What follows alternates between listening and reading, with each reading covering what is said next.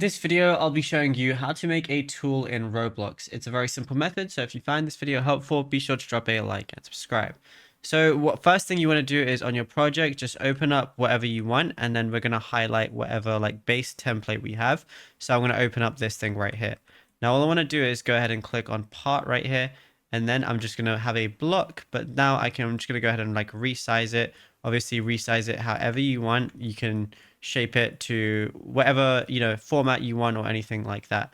So now all I want to go ahead and do is once it's resized and everything, all I want to do is make another part, but I want to make this one basically smaller than my other one. So just make sure it's slightly smaller, but then make sure to attach it to this one right here. And if you want a better reference, you can add a character in here as well.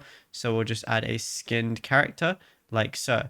Now what I want to do is highlight both of these and then go down, and you want to make sure that anchor is turned off like so. Now what we want to go ahead and do is just go over, and then we want to find the tool section.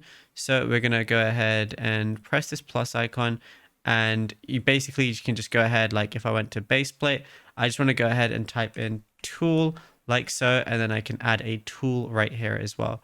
And yeah, it's as simple as that. Now, if you found this video helpful, drop a like and subscribe.